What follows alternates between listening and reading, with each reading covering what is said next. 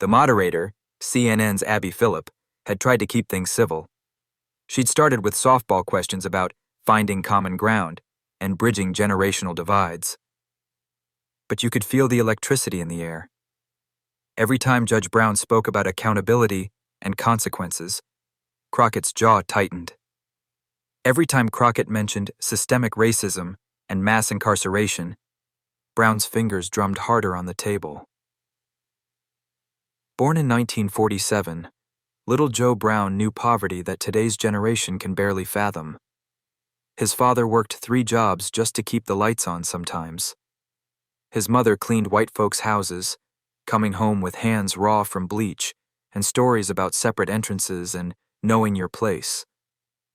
Young Joe watched his parents navigate a world designed to crush their spirits, yet they persisted with a dignity that would shape his entire worldview. And it worked, sort of. Joe Brown became the first in his family to attend college, then UCLA Law School. By the 1980s, he was Judge Joe Brown, presiding over Shelby County Criminal Court in Memphis. He'd made it. He was proof that the system could work if you just followed the rules, worked hard, and demanded respect through your actions. Crockett's rise.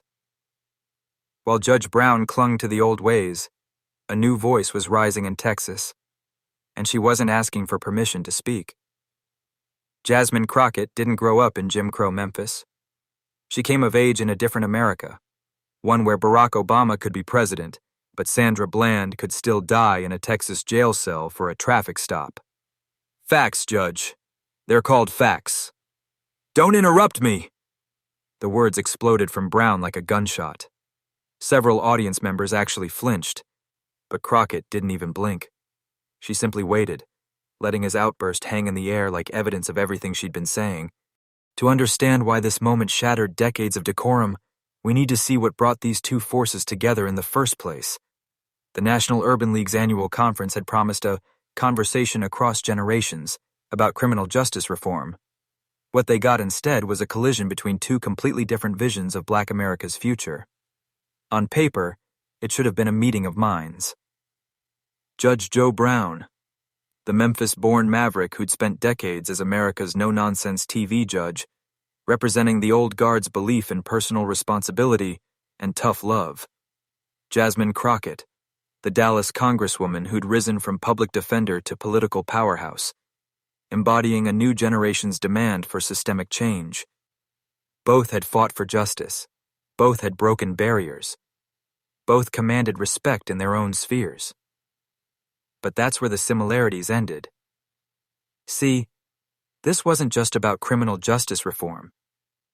This was about something much deeper, a fundamental split in how Black leadership should operate in America.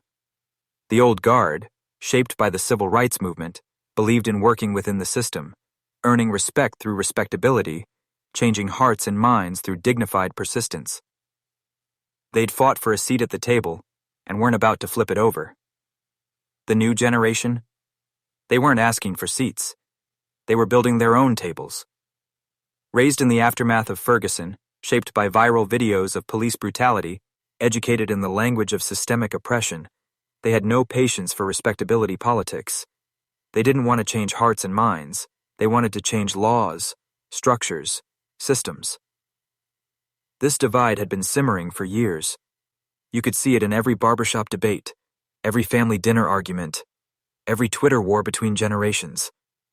The elders accused the youth of being disrespectful, ungrateful, too radical.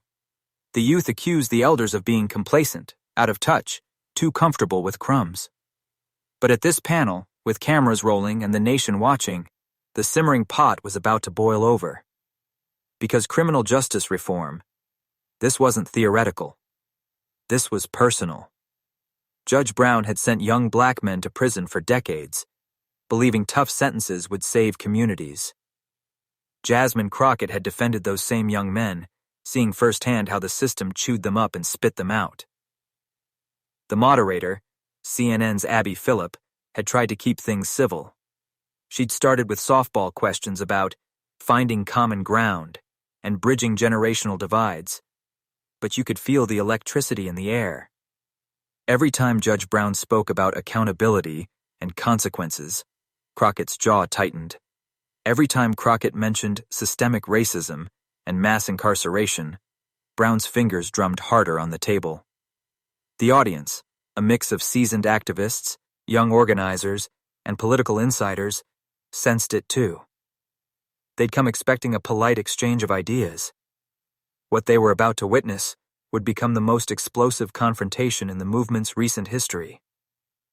Because when Judge Brown dismissed the entire concept of systemic bias as excuses for bad behavior, when he suggested that young activists like Crockett didn't understand real struggle, when he implied that his generation had done all the heavy lifting, well, nobody expected these two titans to clash like this. Nobody expected the mask of civility to slip so completely. And absolutely nobody expected what Jasmine Crockett would say next. Judge Brown's legacy. While Judge Brown clung to the old ways, we need to understand why. Because Joe Brown wasn't born wearing a robe and wielding a gavel like a weapon. No, his story begins in the Jim Crow South, in a Memphis so segregated that black folks couldn't even dream of justice, let alone dispense it. Born in 1947, little Joe Brown knew poverty that today's generation can barely fathom. His father worked 3 jobs just to keep the lights on sometimes. His mother cleaned white folks' houses, coming home with hands raw from bleach, and stories about separate entrances and knowing your place. Young Joe watched his parents navigate a world designed to crush their spirits, yet they persisted with a dignity that would shape his entire worldview. Pull up your pants, speak proper English, work twice as hard for half as much. These weren't just sayings in the Brown household, they were survival strategies. Joe internalized every lesson. He watched his older brother get beaten by police for looking suspicious while walking home from work. The lesson? Dress better, speak clearer, be beyond reproach. Give them no excuse. And it worked. Sort of. Joe Brown became the first in his family to attend college, then UCLA Law School. By the 1980s, he was Judge Joe Brown, presiding over Shelby County Criminal Court in Memphis. He'd made it. He was proof that the system could work if you just followed the rules, worked hard, and demanded respect through your actions. Then came the crack epidemic, and with it, a parade of young black men through his courtroom. Brown watched his community tear itself apart. Mothers begging for mercy for their sons. Children growing up without fathers. Violence spiraling out of control. And Judge Brown made a choice that would define his legacy. He became the hammer. Sometimes you have to save people from themselves, he'd say, handing down it. In decade-long sentences for drug possession, he genuinely believed that tough love would save his community. Lock up the dealers, scare the youth straight, restore order through force. It was the same philosophy his parents had used. Discipline, consequences, no excuses. His TV show, which ran from 1998 to 2013, made him a household name. America loved Judge Brown's no-nonsense approach. He didn't coddle. He didn't make excuses. He told young black defendants to pull their pants up, get jobs, take responsibility. White audiences ate it up. Here was a black judge confirming what they'd always believed. The problem wasn't racism. It was behavior. But times were changing, and Judge Brown wasn't. While a new generation of activists began connecting dots between poverty, systemic racism, and mass incarceration, Brown doubled down. He gave speeches about victim mentality. He criticized Black Lives Matter for making excuses. He appeared on conservative media, becoming their favorite black voice to counter claims of systemic injustice. The breaking point came in 2020. While the nation erupted after George Floyd's murder, Judge Brown went on a podcast and called protesters misguided children who needed discipline, not defunding. He suggested that if young black men just followed instructions, they wouldn't have problems with police. The backlash was swift and brutal. Activists who'd once respected him now called him a sellout, a coon, worse. But Brown didn't back down. If anything, he leaned in harder. He started using terms like woke mob and cancel culture. He gave interviews lamenting how soft the new generation had become. He wrote op-eds about the dangers of dismantling systems that work. He became a regular on Fox News, the go-to black voice for confirming that racism was overblown and personal responsibility was all that mattered. Sitting on that panel, facing Jasmine Crockett, Judge Joe Brown represented more than just himself. He embodied an entire generation's approach to racial progress. Work within the system, demand respect through achievement, never give them an excuse to dismiss you. He'd climbed the mountain using those tools, and he couldn't understand why these young folks wanted to dynamite the whole damn thing. He looked at Crockett and saw entitlement, not evolution. He heard her talk about systemic change and thought excuses.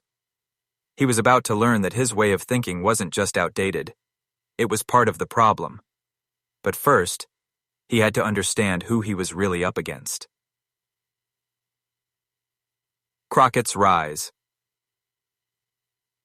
While Judge Brown clung to the old ways, a new voice was rising in Texas, and she wasn't asking for permission to speak.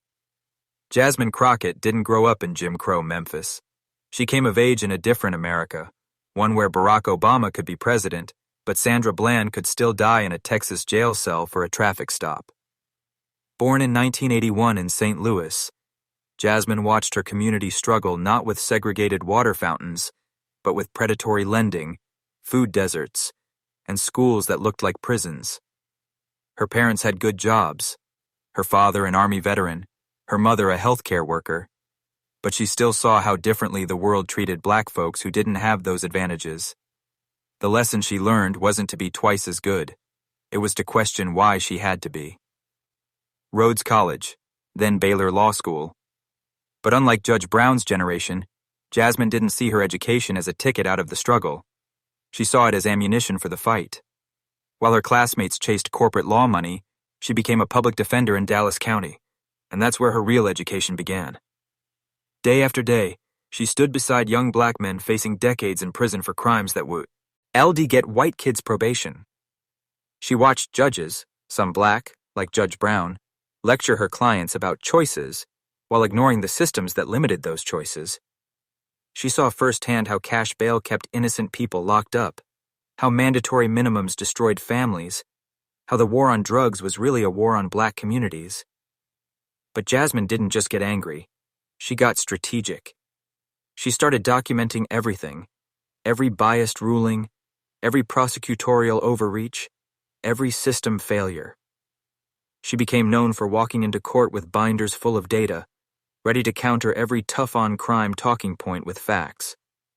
Prosecutors learned to fear her not because she was loud, but because she was prepared. Her approach was different from the old guard's respectability politics. She wore her braids to court when judges suggested she should straighten her hair. She called out racism directly instead of dancing around it. When a white prosecutor said her client looked like a thug, she filed a complaint instead of letting it slide. Respect through confrontation, not accommodation. The viral moment started in 2019. A video of her cross-examining a police officer about racial profiling got millions of views. She didn't raise her voice, didn't get emotional. She just methodically destroyed his testimony with his own department's statistics. Black Twitter called it murder by PowerPoint. The old heads called it disrespectful. Jasmine called it effective. When she ran for Texas House in 2020, the establishment Democrats worried she was too radical. She won by 20 points. In the legislature, she became famous for her floor speeches. Always prepared, always fact-based, always delivered with a style that made C-SPAN watchable. When Republicans tried to pass voter suppression bills, she read them their own history. When they attacked critical race theory, she gave them a critical race theory lesson they'd never forget. But what really set Jasmine apart was her ability to build bridges without compromising her values. She worked with older black legislators, respecting their experience while pushing them forward. She partnered with Latino activists, Asian organizers, young white progressives. Her philosophy was simple. Respect is earned through action, not age. I'll work with anyone fighting for justice, and I'll challenge anyone standing in its way. Her congressional run in 2022 should have been impossible. The district had been redrawn to dilute black voting power. Her opponent had unlimited corporate money. The Democratic establishment preferred a safer candidate. But Jasmine had something more powerful, a movement. Young organizers who'd watched her videos, public defenders inspired by her courage, parents whose kids she'd kept out of prison. She won, and Washington wasn't ready. While other freshman Congress members played it safe, Jasmine came out swinging. Her first Judiciary Committee hearing, she fact-checked Jim Jordan so thoroughly that crocket check became a verb. When Marjorie Taylor Greene tried to attack her, Jasmine's response was so devastating that Greene actually left the chamber. But here's what Judge Brown and his generation didn't understand about Jasmine Crockett. She wasn't disrespectful. She was differently respectful. She respected the struggle enough to continue it with new tactics. She respected her elders enough to build on their foundation rather than repeat their limitations. She respected the movement enough to push it forward, even when that meant uncomfortable conversations. Sitting across from Judge Brown at that panel, Jasmine Crockett represented everything the new generation brought to the table: preparation over politeness, facts over feelings, justice over just getting along. She'd studied his record. She knew his cases. She'd prepared for this moment her entire career. Judge Brown thought he was facing an upstart who needed to learn respect. He was actually facing his reckoning. The panel had been tense from the start, but when Judge Brown leaned into the microphone and delivered his verdict on criminal justice reform, the temperature in the room dropped 10 degrees. "Let me be clear," he said, his voice carrying that familiar courtroom authority. "All this talk about reform is just fancy language for being soft on crime. Period." You could hear the collective intake of breath from the younger attendees. Jasmine Crockett's fingers tightened almost imperceptibly around her pen, but her face remained neutral. Abby Phillip, sensing danger, tried to redirect. "Judge Brown, surely there's room for nuance in..." "Nuance?" Brown cut her off, warming to his theme. "There's no nuance in crime, young lady. You either break the law or you don't. You either face consequences or you don't. This whole generation wants to make excuses instead of making examples." That's when Crockett spoke, her voice calm but carrying an edge sharp enough to cut glass. "Judge Brown, in 2003, you sentenced Marcus Williams to 15 years for possession of crack cocaine. First offense, 19 years old. Meanwhile, that same month, you gave probation to a white defendant caught with powder cocaine, twice the amount." The room went silent. Brown's face darkened. "You don't know the full circumstances of those cases." "Actually, I do." Crockett opened a folder she'd kept closed until now. "I've reviewed your sentencing records. Would you like me to continue? Because I have about 300 more examples where those came from." "This is exactly what I'm talking about." Brown's voice rose, his famous composure starting to crack. "You young people think you can just waltz in here with your statistics and your theories. Facts, Judge. They're called facts." "Don't interrupt me!" The words exploded from Brown like a gunshot. Several audience members actually flinched. T. Crockett didn't even blink. She simply waited, letting his outburst hang in the air like evidence of everything she'd been saying. Brown tried to regain control. "As I was saying, you can cherry-pick cases all you want, but I was there. I saw what crack did to our communities. I did what needed to be done to save black lives." "By destroying them?" Crockett's question was quiet, but it landed like a bomb. "Judge, do you know what happened to Marcus Williams after those 15 years? Do you know his mother died while he was inside? That his daughter grew up without him? That he's still unemployable because of that felony conviction? He should have thought about that before." "Before what? Before being born black in America?" Now Crockett's voice had steel in it. "Because that's really what determined his sentence, wasn't it? Not the crime. The color." Brown slammed his hand on the table. The sound echoed through the conference hall like thunder. "How dare you! I've spent my entire life fighting for our people. I've sent more young black men to college through my mentorship programs than you've even met. And how many did you send to prison, Judge? How many Marcus Williamses are out there because you thought punishment was the same as justice? That's when it happened. The moment that would be replayed millions of times across social media. Judge Joe Brown, the man who'd maintained control in thousands of courtroom confrontations, completely lost it. He stood up, his chair scraping against the floor, his finger pointing at Crockett like a weapon. Little girl, you need to learn respect. You need to understand what we went through to get you here.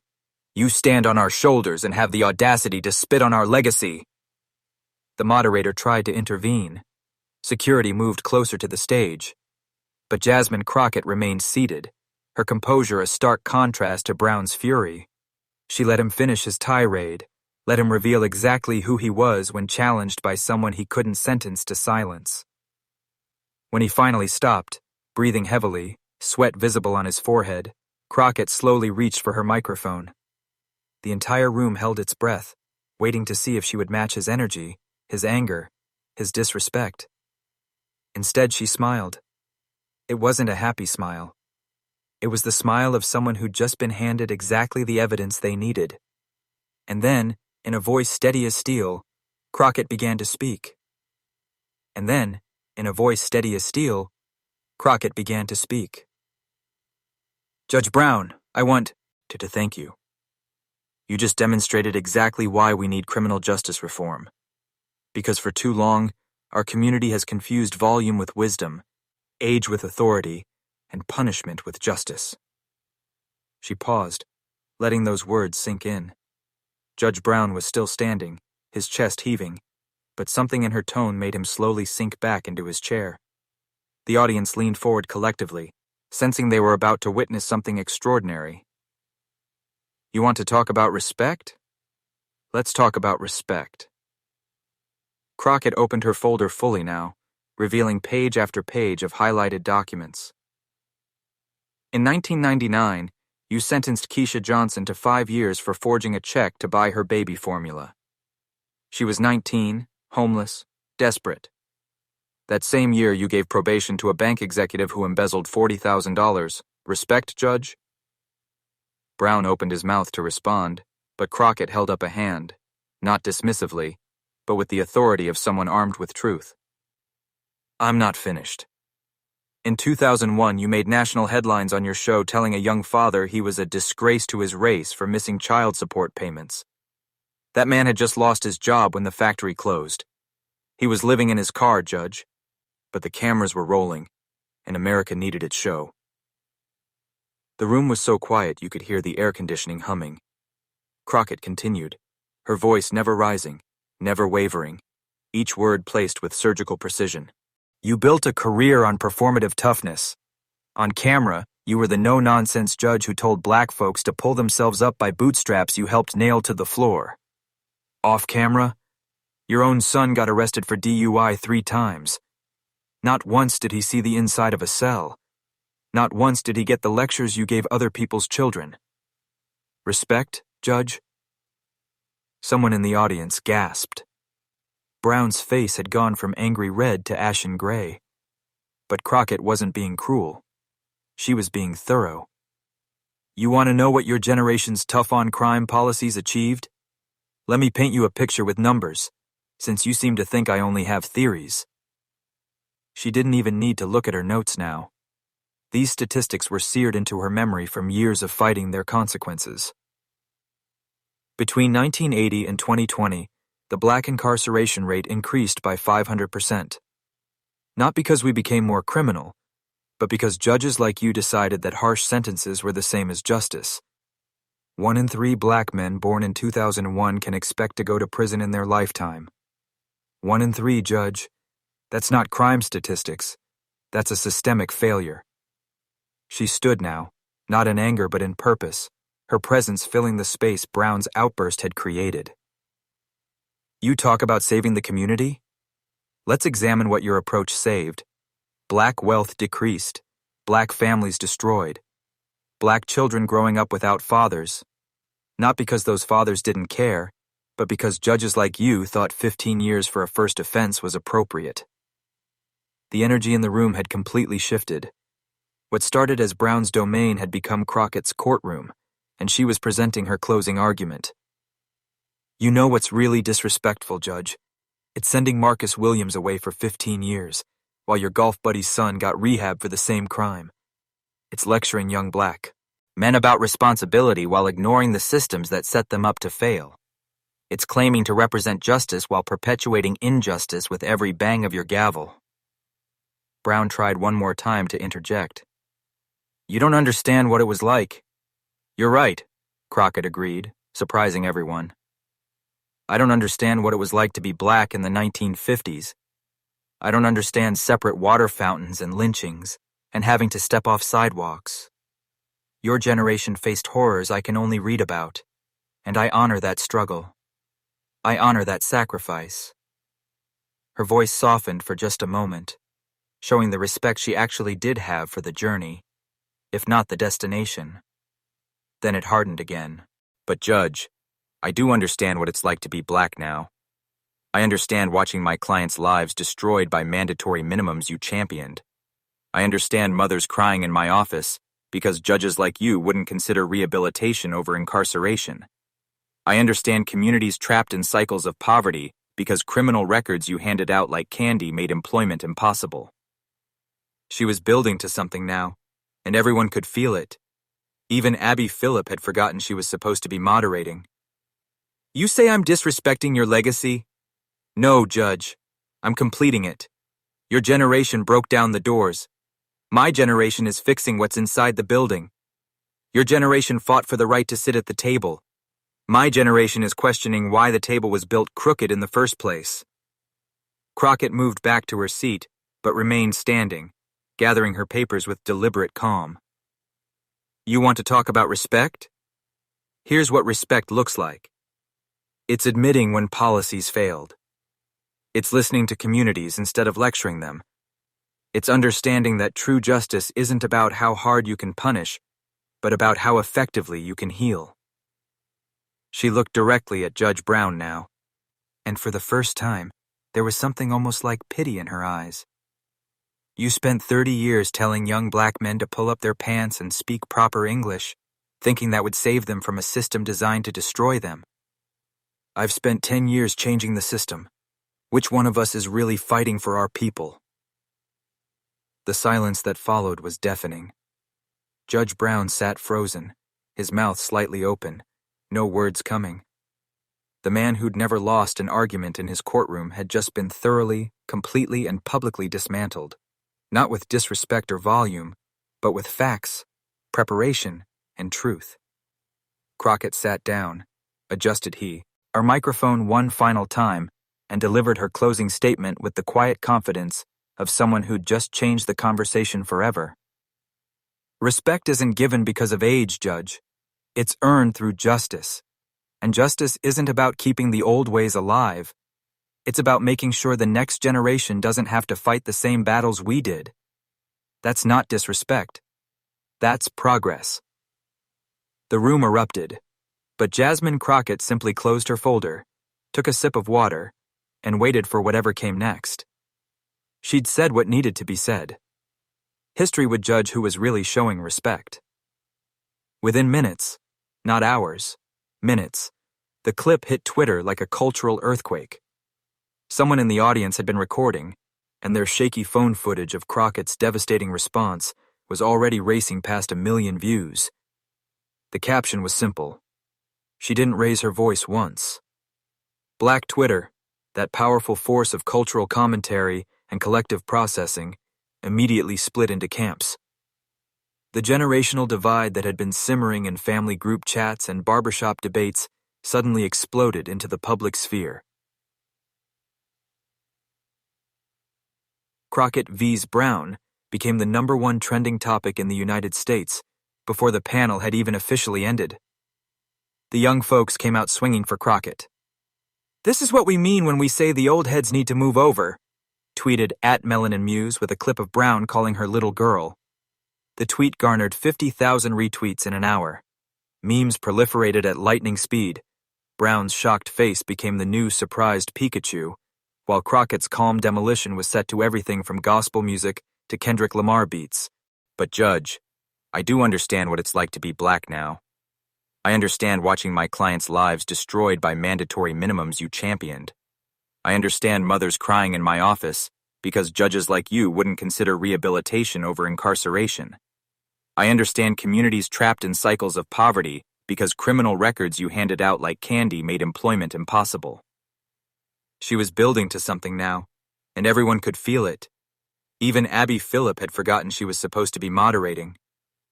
You say I'm disrespecting your legacy? No, Judge. I'm completing it. Your generation broke down the doors.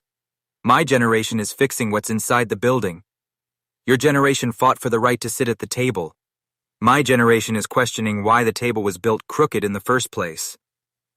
Crockett moved back to her seat, but remained standing, gathering her papers with deliberate calm.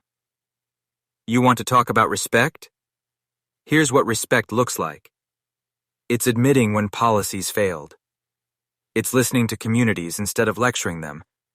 It's understanding that true justice isn't about how hard you can punish, but about how effectively you can heal. She looked directly at Judge Brown now, and for the first time, there was something almost like pity in her eyes. You spent 30 years telling young black men to pull up their pants and speak proper English, thinking that would save them from a system designed to destroy them. I've spent 10 years changing the system. Which one of us is really fighting for our people? The silence that followed was deafening. Judge Brown sat frozen, his mouth slightly open, no words coming. The man who'd never lost an argument in his courtroom had just been thoroughly, completely, and publicly dismantled, not with disrespect or volume, but with facts, preparation, and truth. Crockett sat down, adjusted her microphone one final time, and delivered her closing statement with the quiet confidence of someone who'd just changed the conversation forever. Respect isn't given because of age, Judge. It's earned through justice. And justice isn't about keeping the old ways alive. It's about making sure the next generation doesn't have to fight the same battles we did. That's not disrespect. That's progress. The room erupted, but Jasmine Crockett simply closed her folder, took a sip of water, and waited for whatever came next. She'd said what needed to be said. History would judge who was really showing respect. Within minutes, not hours, minutes, the clip hit Twitter like a cultural earthquake. Someone in the audience had been recording, and their shaky phone footage of Crockett's devastating response was already racing past 1 million views. The caption was simple.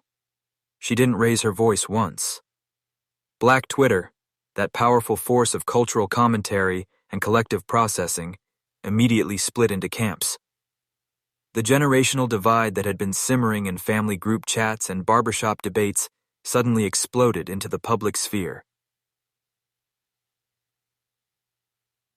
Crockett vs. Brown became the #1 trending topic in the United States before the panel had even officially ended.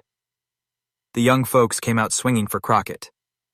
"This is what we mean when we say the old heads need to move over," tweeted @MelaninMuse with a clip of Brown calling her little girl.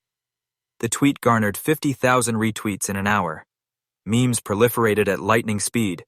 Brown's shocked face became the new surprised Pikachu, while Crockett's calm demolition was set to everything from gospel music to Kendrick Lamar beats. But the older generation pushed back hard. "This is exactly what's wrong with young people today," posted a verified account belonging to a prominent pastor. "No respect for elders, no understanding of sacrifice. Judge Brown paved the way for ungrateful children like Crockett to even have a voice." The comments section became a battlefield, with thousands weighing in on respect, progress, and generational trauma. Civil rights icons found themselves forced to pick sides. Reverend Jesse Jackson released a measured statement calling for unity across generations, while notably avoiding direct criticism of either party. But Reverend William Barber was less diplomatic. "When our methods perpetuate the very injustice we claim to fight, it's not disrespect to say so. It's necessity." His tweet was shared by Crockett herself, adding fuel to the fire. Meanwhile, Judge Brown's defenders mobilized on Facebook and conservative media. "Disrespectful. Watch young Congresswoman attack beloved judge," screamed headlines on right-wing sites, conveniently editing out Brown's meltdown and focusing only on Crockett's response. Fox News had a field day, bringing on black conservative commentators to denounce the radical left's assault on black leadership. But something unexpected happened. The full video, when it surfaced, told a different story than the edited clips. Young black professionals who'd grown up watching Judge Brown's show started sharing their own stories. "I used to love Judge Brown until I became a lawyer and saw how his approach destroyed families," wrote one attorney whose thread about prosecutorial bias went viral. "Crockett said what we've been thinking for years."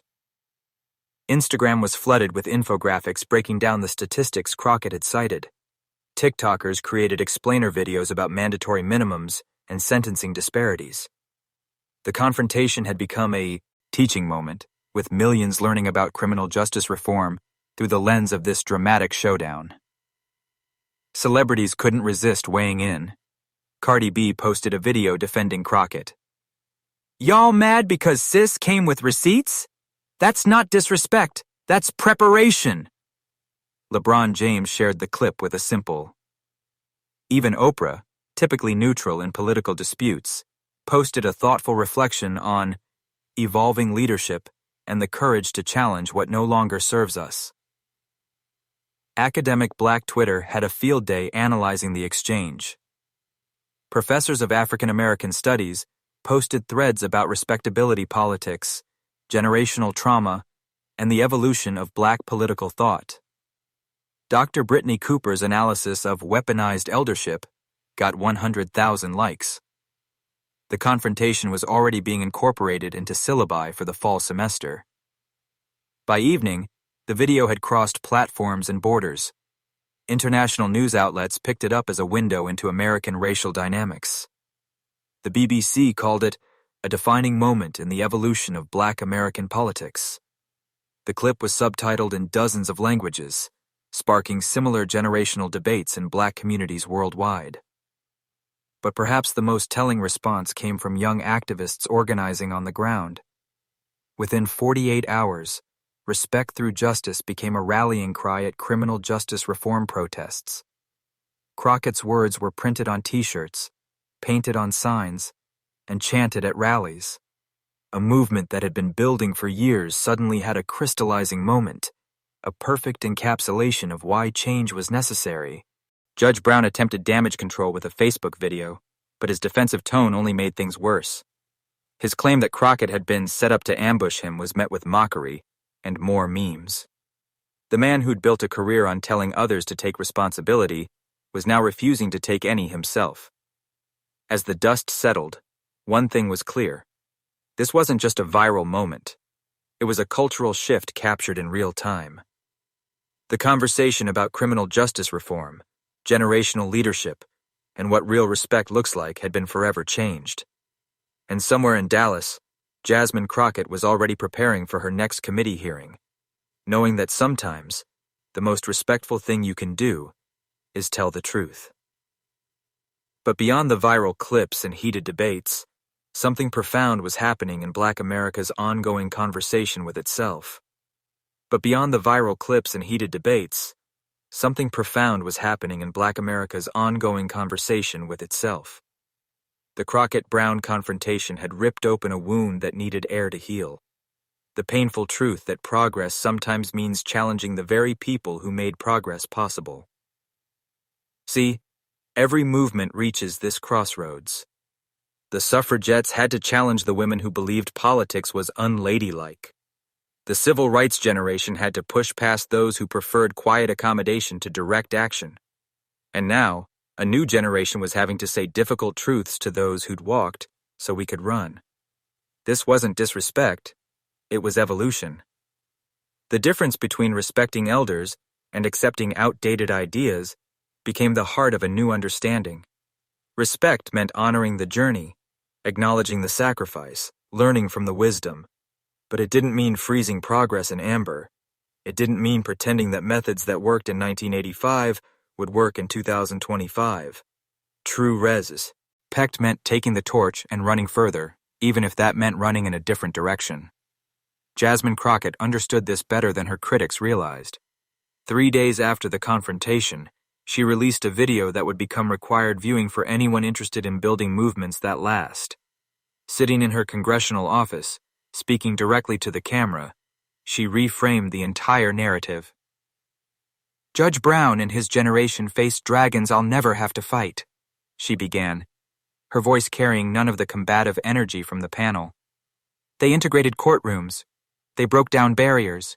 They proved Black excellence in spaces that didn't want us there. That's not just history. That's heroism. But then came the pivot that showed her political genius. The question isn't whether we respect that legacy. The question is how we honor it. Do we honor it by preserving their methods or by pursuing their dreams? Do we respect their struggle by repeating their strategies or by building on their foundation to reach heights they couldn't imagine? She spoke about her grandmother, who'd cleaned houses like Judge Brown's mother, who taught her to talk proper and dress nice for the same reasons. But Grandma also told me something else, Crockett continued. Baby, I'm teaching you to survive in my world. Your job is to create a better one. This reframing changed everything. Suddenly the conversation wasn't about young versus old, respectful versus disrespectful. It was about continuation versus stagnation, evolution versus repetition. Crockett showed that challenging outdated methods wasn't rejecting the elders. It was completing their mission. Judge Brown attempted damage control with a Facebook video, but his defensive tone only made things worse. His claim that Crockett had been set up to ambush him was met with. The path forward for intergenerational coalition building emerged from this new understanding. In cities across America, young organizers started inviting elder activists not just to speak, but to dialogue. Town halls were structured to honor experience while centering current reality. The question changed from, "What did you do?" to "What can we do together?" Some of Judge Brown's generation got it. Former civil rights attorney Brian Stevenson posted a powerful reflection. Every generation must kill its darlings, the tactics that no longer serve, the assumptions that limit progress. Crockett didn't disrespect Judge Brown. She respected the movement enough to push it forward. Even more powerful were the quiet conversations happening in Black households across America. Parents and children, grandparents and grandchildren, finding new ways to talk about progress that honored the past while embracing the future. The viral moment had given families language for discussions they'd been avoiding for years. Crockett's approach became a masterclass in principled progress. She showed that you could challenge systems without attacking people, that you could demand change without dismissing sacrifice, that you could speak truth to power even when that power looked like you and claimed to speak for you. Her follow-up actions, partnering with elder statesmen on reform legislation, creating mentorship programs that paired young activists with movement veterans, proved that destruction wasn't the goal. Transformation was. The lesson was clear. Movements don't move by standing still. Justice doesn't come from preserving unjust systems just because people we respect built them. And respect, real respect, means loving your elders enough to go further than they could, seeing clearer than they might, and building the world they dreamed of but couldn't quite reach. As one young organizer put it in a viral TikTok, our grandparents marched so we could run. Running isn't disrespect, it's the whole point. The conversation was far from over, but something fundamental had shifted. And in that shift lay the seeds of real change. Remember that moment when Judge Joe Brown stood up, pointed his finger, and called Jasmine Crockett little girl? In that instant, he thought he was putting her in her place. Instead, he handed her the perfect opportunity to show America what real leadership looks like.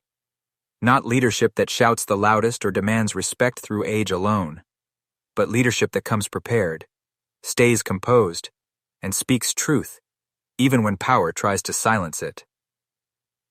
Crockett didn't just win a debate that day. She transformed a moment of disrespect into a masterclass on justice. She showed us that the most powerful response to little girl isn't to get bigger, it's to get better, better prepared. better informed, better at turning someone's weakness into our wisdom. But here's the real question.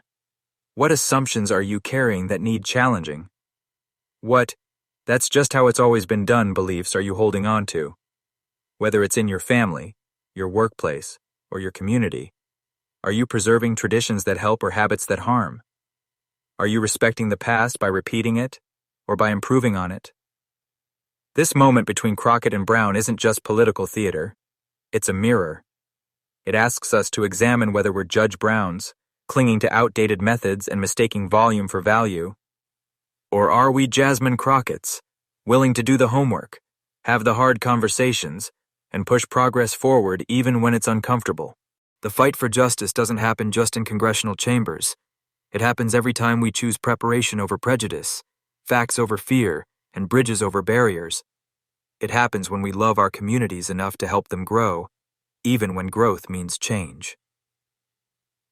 Want to see more moments where truth confronts power? Where preparation meets opportunity? Where the next generation shows us what progress really looks like?